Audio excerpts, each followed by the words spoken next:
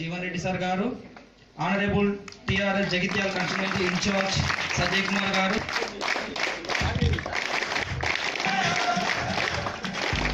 Thank you sir.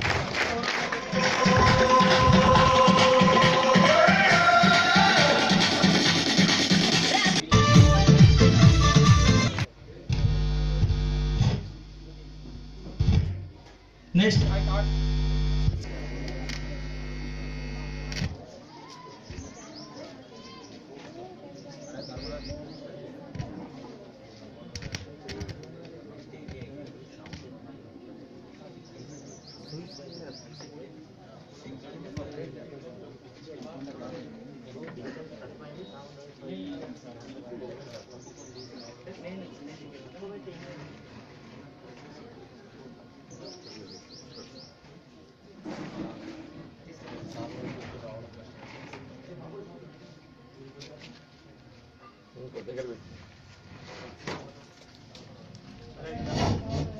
Nataraj అన్నయ్య గారు, హిందీలో ఏమంటారు?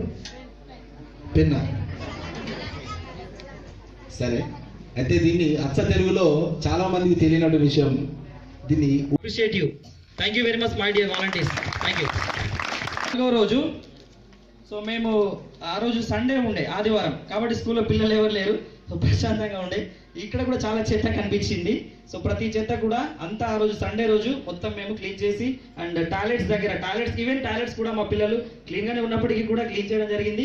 సో వాటి ముందు కొంచెం కాలువలు సరిగా లేకుండే, సో ఆ బాత్రూమ్స్ నుంచి టాయిలెట్స్ నుంచి వచ్చే వాటర్ అన్ని కూడా చెట్లకు వెళ్ళేటట్టు కాలువలు కూడా చేయడం జరిగింది మా పిల్లలు సండే రోజు. అండ్ 5th డే, 5వ రోజు మేము ఎస్సీ కాలనీకి వెళ్ళడం జరిగింది. ఎస్సీ కాలనీకి వెళ్ళి అక్కడ భూపత్పూర్ బైపాస్ ఉంటుంది, అందరికి తెలిసిందే. భూపత్పూర్ బైపాస్కి వెళ్ళే దగ్గర చింత చెట్టు దగ్గర చాలా చెత్త ఉండే సార్. సో అక్కడ ఉన్న చెత్త మొత్తాన్ని సత్కరించవలసిందిగా కరెస్పాండెంట్ రామకృష్ణ సార్ గారిని, వాసరావు గారిని కోరుతున్నాము.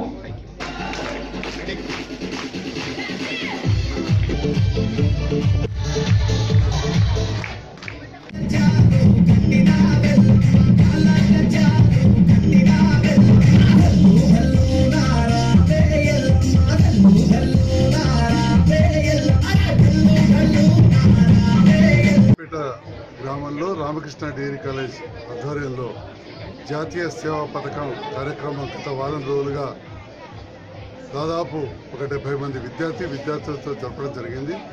ఈ 70 మంది విద్యార్థులు కూడా ఈ గ్రామంలోనే ఉండి సేవా దృక్పథంతో ఇంటింటికి వాడవాడకి వెళ్ళి మూఢనమ్మకాల పైన, అదేవిధంగా కొన్ని చెడు అలవాట్లకు దూరంగా ఉండాలని, స్వచ్ఛ భారత్ ఆదర్శంగా తీసుకొని ఇంటి పరిసరాలను శుభ్రంగా ఉంచుకోవాలని, ఇలాంటి ఎన్నో విషయాలను గ్రామస్తులకు తెలియజేయడం జరిగింది. అదేవిధంగా గ్రామంలో ఏమేమి సమస్యలు ఉన్నాయని కూడా వాళ్ళ ఒక సర్వే చేయడం జరిగింది. ఎంతమంది వృద్ధులు, ఎంతమంది వితంతువులు, ఎంతమంది పీడీ కార్మికులు, ఇవన్నిటిపైన కూడా. అదేవిధంగా నేటి ఆర్థిక వ్యవస్థలో వస్తున్న మార్పులకు అనుగుణంగా ఎంతమంది బ్యాంక్ అకౌంట్లు వాడుతున్నారు, ఎంతమంది ఉపయోగిస్తున్నారు దాని మీద కూడా ఒక మంచి సర్వే చేశారు. ఈ విద్యార్థులకు నిజంగా అభినందనలు తెలియజేస్తూ ఉన్నారు. అదేవిధంగా జాతీయ సేవా పథకం కానీ, అదేవిధంగా ఎన్సీసీ కానీ, వీటిలో విద్యార్థులు చాలా చురుగ్గా పాల్గొనాలి.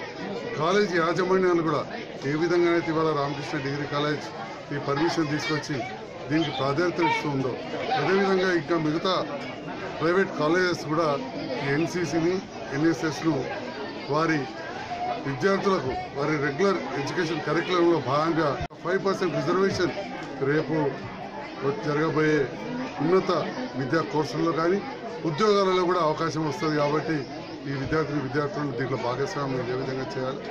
మరి ఈ రామాజపేట గ్రామంలో విద్యార్థులందరూ వచ్చినప్పుడు గ్రామ సర్పంచ్ రవి గారు, ఎంపీటీసీ మోహన్ గారు, ఉప సర్పంచ్ గారు, మిగతా గ్రామస్తులందరూ కూడా చాలా పెద్ద ఎత్తున సహకరించారని చెప్పి కోఆర్డినేటర్ గంగారెడ్డి గారు, రామకృష్ణ డిగ్రీ కాలేజ్ యాజమాన్యం కూడా చెప్పడం జరిగింది. మరి ఇలాంటి ఎన్నో శిబిరాలు ఇంకా ముందు ఈ గ్రామంలో చుట్టుపక్కల జరగాలి. ఈ ఎన్ఎస్ఎస్లో భాగంగా తప్పకుండా ఒక వైద్య శిబిరాన్ని కూడా నిర్వహించాల్సి ఉంటుంది. ఏ కార్యక్రమాలు తీసుకున్నా కానీ ఒక నియోజకవర్గ ఇన్ఛార్జిగా టీఆర్ఎస్ పార్టీ అధికార పార్టీ బాధ్యులుగా నా వంతుగా పూర్తి సహకారం అందిస్తానని తెలియజేస్తూ నన్ను ఆహ్వానించిన అందరూ కూడా ధన్యవాదాలు తెలియజేస్తాను. ఎన్ఎస్ఎస్ వాలంటీర్గా ఉన్నటువంటి విషయాన్ని గుర్తు చేసుకుంటూ విద్యార్థులకు అన్ని రకాలుగా మార్గదర్శకంగా నిలుస్తూ అన్ని రకాలుగా సహాయ సహకారాలు అందించి ఈ యొక్క శిబిరాలని ముందుకు తీసుకువెళ్ళి ఈరోజు దిగ్విజయంగా ముగించడం జరిగింది.